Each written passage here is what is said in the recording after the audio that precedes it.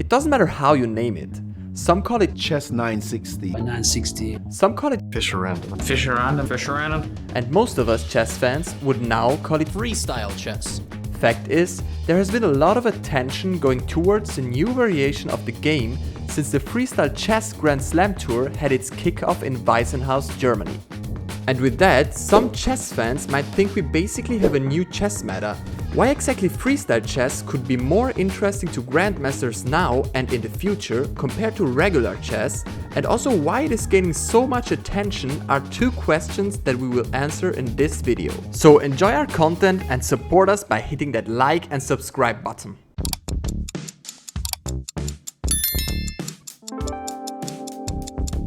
Now let's take a look at the first part of the two questions. Why could freestyle chess be the new meta to not only chess fans but also grandmasters? First, let's take a look at the founder of freestyle chess, or let's say Fischer Random Chess, who said that it is very easy to learn because chess players simply already know the rules of classical chess. It's much better than the old chess. The point about Fischer Random is it's basically the same as the old chess, except you get rid of the theory, and it's very easy to remember the rules. That's my point. To explain the video a little better, in freestyle chess, the pawns are on the same square as in classical chess. There is the same amount and type of figures as well.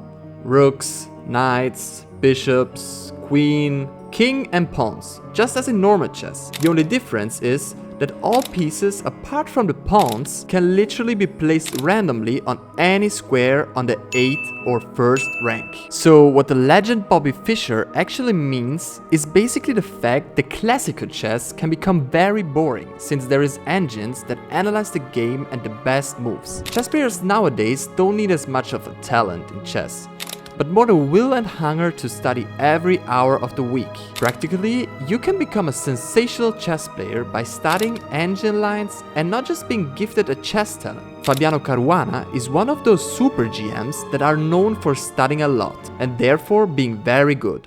Fabi is like one of, he's arguably the least talented player of the whole, top, 20, 30. But with Fabi, I don't think there is a single thing, chess thing, that Fabi can do and many other players cannot. It's very much about the winner's mentality, it's about his routine, openings, a lot of work, tremendous amounts of work. But with freestyle chess there's one problem. Theoretically, it will be possible to learn all randomized freestyle chess openings and lines. But that requires more than just an insane amount of studying. For humans, you could say that in freestyle chess, talent and the understanding of chess brings you further than studying every hour of the week. Two moves are winning here, Queen b6 and Queen a3. Can Vincent Keimer find one of them? Especially Queen a3 is an absolutely epic move, hitting the rook. You just don't have ways to protect the rook there. Only 36 seconds finds it.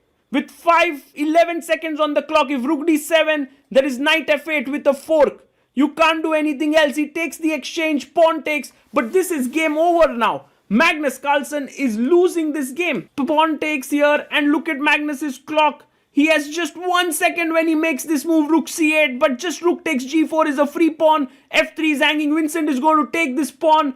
Magnus writes down the move and tells his opponent it's fine, I'm going to resign this game, and Vincent Keimer manages to beat Magnus Carlsen. The viewers get different and very exciting chess setups, and also the players first have to look at the position and study it for a couple minutes before actually playing chess.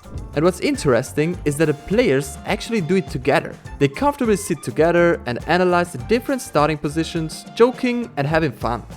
You would never see a bunch of super GMs sitting together in a tournament where they play classical chess and actually study the initial chess setup.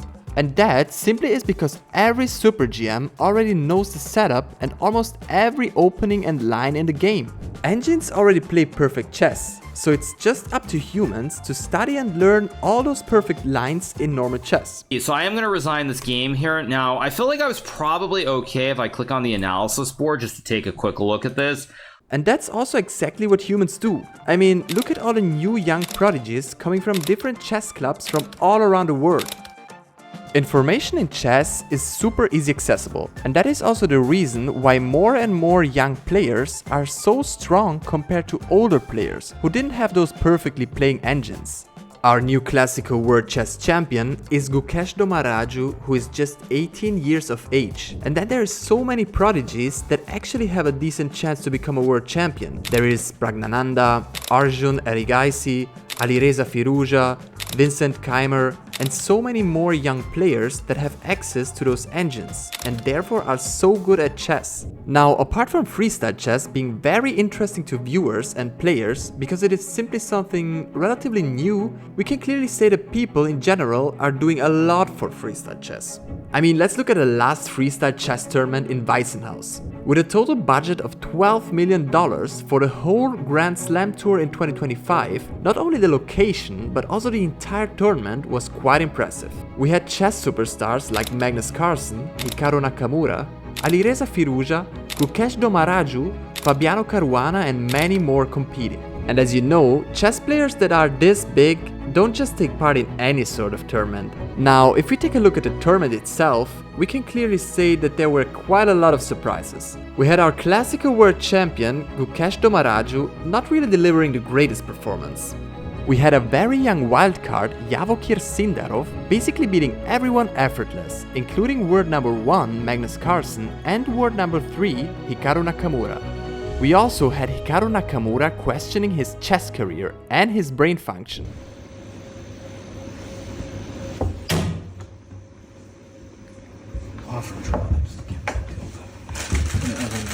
We had a huge surprise when Vincent Keimer, the German young prodigy, won the entire tournament. It's historic. I must really say I have goosebumps myself. But apart from all these big surprises, we had a lot of very entertaining changes in chess. Players were able to choose their own opponent depending on what place they finished in the round robin. Who would you like to play against? I will choose Hikaru. You will choose Hikaru! Oh, hey! And which color would you like to pick? White. Perfect. Okay.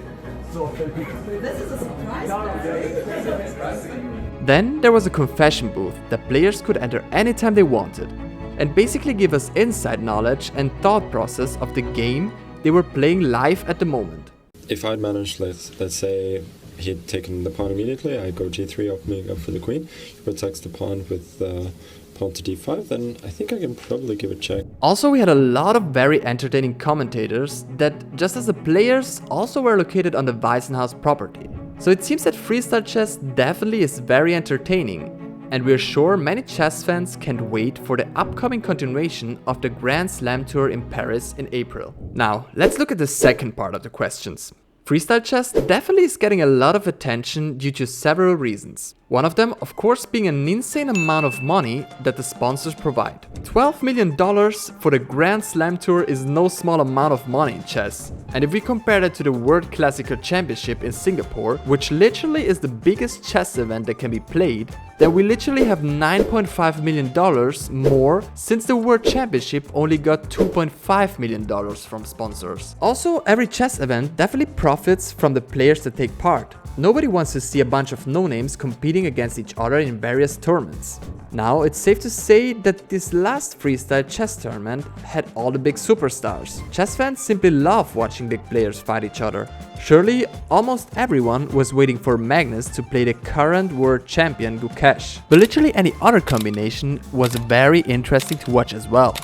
Also, it's safe to say that with big players come big influencers. In fact, almost every big chess influencer you could think of talked about the tournament or was even part of the tournament. We had the Botes sisters interviewing players, chess YouTuber number 1, Gotham Chess, commentating on all the games, and ChessBase India giving us the most exciting insider videos no other channel could provide. All this and more is very much reason enough to be looking forward to Paris in April, where the Grand Slam will continue. Also, it feels like the biggest chess organization FIDE needs to step up their game if they want to compete with this kind of content. But all the freestyle chess and FIDE drama is a different topic for a different video. With that, we hope you liked the video. If so, leave a like and let us know in the comments what you think about freestyle chess.